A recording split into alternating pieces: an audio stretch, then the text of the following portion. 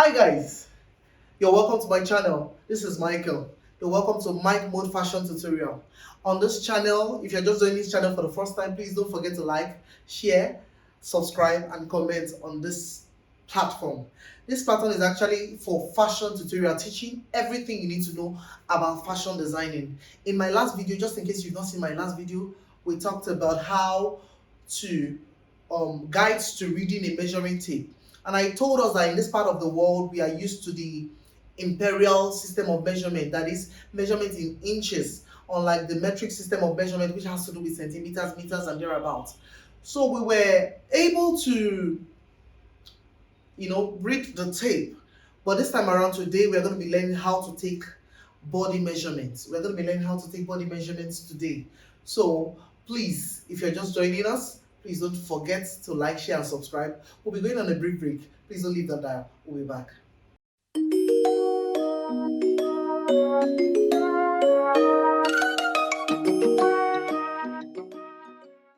Alright, welcome back to my channel. Now, at this point in time, I have my model here with me. Now, this is my kid sister. Her name is Favor. So she's going to be acting as my model today. She's the one I'll be using to take body measurements so that we can learn how to take body measurements. So she's our model right now. Now, looking at our model right now, normally if you want to take a body measurement, it's advisable that you allow the model wear something fitted, that stays snugly onto the body rather than something free. You don't need that flare, clothes, or you don't need, in African setting, you don't need that boo or kimono to wear to take measurement, because you might be having some extra measurements as you. So actually you need something that has to do with probably a jersey fabric kind of, or a leotard fabric, so that you can have the actual measurement of the model you're going to be using. Now this is our model here we have here. Okay, first things first, we are going to be starting with the upper part of the body. We're going to be taking the upper part of the body, measurement of the upper part of the body. Okay, now the upper part of the body of a garment is called a bodice. The upper part of the body of a garment is called a bodice. Okay, now we are going to be, first things first, we're going to be accentuating our waist. What do I mean by that? We'll be looking for where our waist is. Normally, for a model, where you get the waist is usually just immediately above the navel. Another way you also get the waistline is the sunken parts of the back, which is the spinal cord area, the sunken part of it. Okay, so that's where you get the waist is usually the smallest part of a torso. Okay, now from the upper part of the body is called the torso. Okay, the upper torso.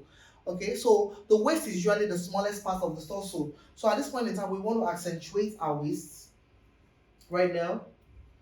Remember, we said just above the navel, or the sunken parts. Okay, be careful to take, making sure that the length of it are equal, making sure that the length of it are the same at all sides. Okay, we've been able to accentuate our waist. So this is where our waist is actually. This is where my model's waist is. So first things first, we are going to be taking the circumference measurement. When we talk about circumference means around the circle, going around the circle. So there are 4 circumferences. Now looking at this, what we have here, the chart here, I have form/model measurement chart. So we are going to be taking the circumference measurements first, which includes the bust, the waist, the abdomen, and the hip. Okay, starting with the bust, first things first. Asobi, could you spread your hands, please? Thank you. So we are taking the bust measurement. You can put your hands there. So we are taking the bust measurement, okay? We're taking the bust measurements. Now, as we are taking this bust measurement, remember that the measurements is actually taken from the fullest part of the bust. From the fullest part of the bust. Alright? The fullest part of the bust. And for the bust here, I have about 34 inches. Now the next on the circumference is the waist measurement. The next on the circumference is the waist measurement. Okay, for our waist, I have 26 inches. We have to be meticulous about taking the measurement, making sure that it fits snugly onto the body. You are not having any finger in between, and you're not pushing into the flesh. Okay, so we have about 26 inches for the waist. Now the next circumference measurement we'll be checking is the abdomen. Okay, now the abdomen comes about 4 inches. It comes about 4 inches below the waistline. The abdomen is about 4 inches below the waistline. Now next on the circumference is, okay, can you turn sideways? I want the audience to see this. Okay, now from the fullest part of the bum, that's where you have the hip, the fullest part of the bum. Okay, you're not going so low, you're not going too high, but at that fullest part of the bum, that's where you have your hip measurements. Okay, the fullest part of the bone, that's where you have your hip measurement. And the hip measurement here is 35 inches. All right, so this time around, we won't be taking the vertical measurement and the horizontal measurement. When I talk about horizontal measurements are measurements you take this way. Remember, we are working on the upper torso of the body, which is the bodice. Okay, so the horizontal measurement goes this way, while the vertical measurement is this way. So first things first, we're going to be taking the center length. Okay, center length for both front and back. Now looking at our neck here, this sunken part of the neck at the middle here. Okay, we place our tape there and we take our measurements down to where our waist is. And on this we have about 13.5 inches. 13.5 inches for our center length. We have 13.5 inches. Now turning my model backwards, we're going to be taking our center length. Now some call this center back length, while some call it nape to waist. Okay, now if you touch this place, there's actually a protruding bone. Some people is very glaring, while some is not glaring, but there's actually a bone here, okay, which shows the length, okay, which shows the nape. So from this nape here, the bone here, we are taking the length to the waist, which gives us 13 inches. Making sure that this goes very flat, okay, that this is very flat to where the elastic stops. This is very flat to where the elastic stops. So we have about 13 inches. Turning my model forward, we are taking the full front length. How do you take the full front length? We're taking the full front length both for the front and for the back. How do you take the full front length? Now this is the shoulder point, why this is the neck point. This is the shoulder point, why this is the neck point. So from the neck point here, we'll place our tape, passing through the bust, down to where the elastic stops. Okay? And we have 16 inches for the full front length. We have 16 inches for the full front length. Okay? Now, we do the same thing at the back also. From the neck point, which is here, we take a measurement straight down. From the neck point, we take a measurement straight down. Okay? So where the elastic is. And we have 14 inches. We have 14 inches. Here is the shoulder slope.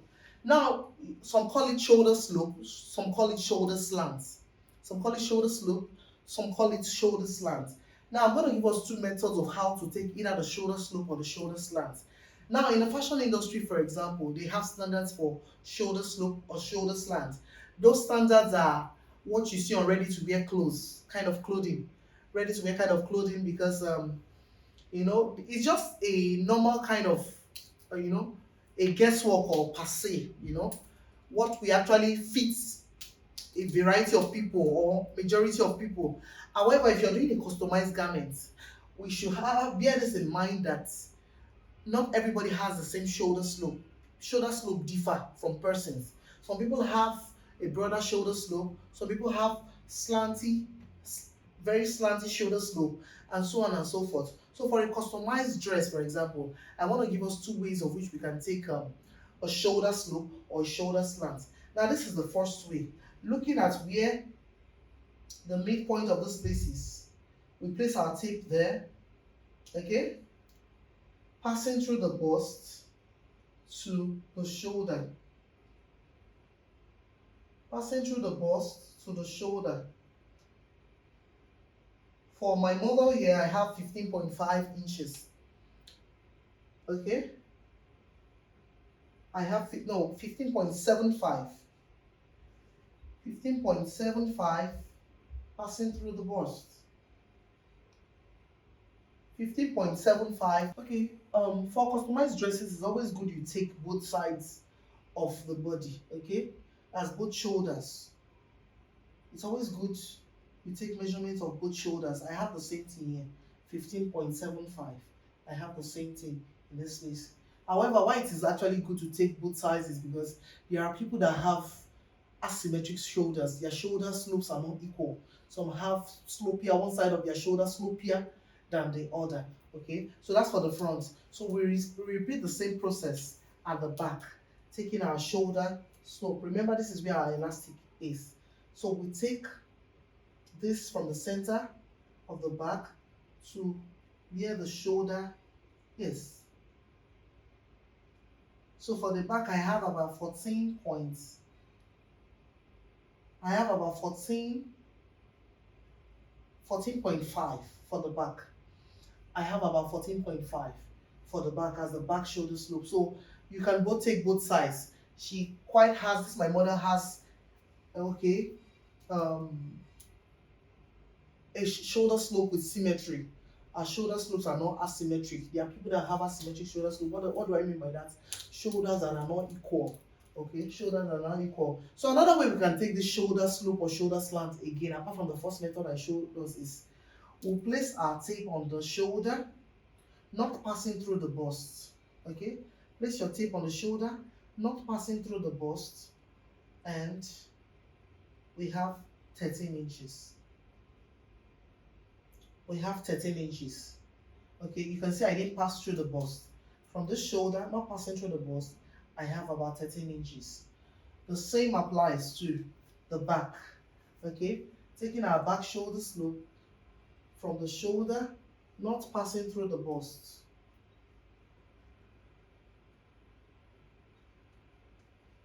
I have about 13.5 inches. You can take it either ways of the measurement. So that's how you take measurement for both your shoulder slope and your shoulder slant. Okay, now the next measurement we're going to be looking at here is the bust depth or points. Some call it bust depth, some call it bust points.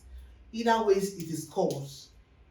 It actually signifies a measurement taken from the neck point to where the nipple is. Okay, it's a measurement taken from the neck point to where the nipple is. So you can show me where your bust point is right now. Okay, so our bust points from the neck point, from the neck point to where the bust is about 9.5 inches. Okay, from our neck point to our bust point is 9.5 inches. Now the next is our bust radius. Okay, bust radius has to do with the bust circumference, the bust radius. Okay, now where's the bust point again? Okay, from the bust point, we take a measurement to the under bust. Okay, from the bust point, we take a measurement to the under bust. Is that the under bust? Okay, for her, we have about 4 inches. We have about 4 inches. Okay, now the bust span, the next measurement is going to be the bust span. The bust span. The next measurement is going to be the bust span. Okay, now the bust span, this is how you take the bust span. Your bust span is from nipple to nipple. Okay, so you can point on both from nipple to nipple is your bust span. Okay, a bust span for hers is 6 inches. A bust span for us is 6 inches. However, excuse me, there was one particular measurement I didn't put here. It was actually an oversight, but it's necessary we take such measurements when we go about doing a course called contouring. So at this point in time, I'm going to be taking my under bust measurement. My under bust measurement directly under the bust, below the bust. Okay. You are not putting your fingers inside. Remember, it has to be under the bust snugly. It has to be under the bust snugly under the bust. Okay. So here I have about 29 inches for the under bust measurement. Now the next is the shoulder length. This is just for the purpose of reference from the neck point to where the shoulder bone is, and I have 4.5. Then the next we're going to look at is the across shoulder. Okay, taking our measurement from this shoulder to this shoulder. The across shoulder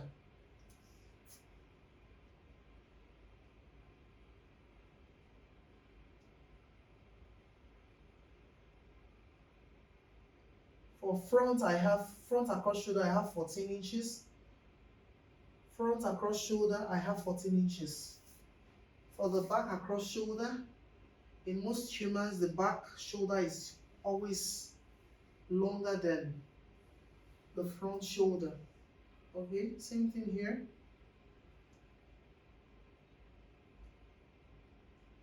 Okay, for the back, I have about 15 inches. So I have 14 in front, I have 15 at the back.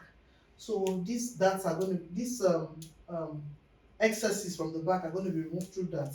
By the time we start drafting our pattern, now the next two measurements we are going to be taking based on the bodice, this upper torso, we are going to be taking the across chest and across back. Okay, now from the crease of the armpit, you're not going in. Okay, just from the crease, that's where the armpit meets, the crease of the armpit, from one armpit to the other, just the crease. Okay, that's your across chest, which has is 13 inches. Now repeating the same thing at the back. For our cross back, from the crease of the armpits of the armhole to the other parts, here we have 13.5. So we have 13 for our cross chest, and we have 13.5 for the across back.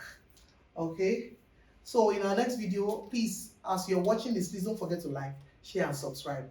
In our next video, we'll be working on the lower torso, how to take measurements of the lower torso. So do have a nice time. Till I come your way again, please don't forget to share, like, and subscribe. Have a nice day. Bye-bye.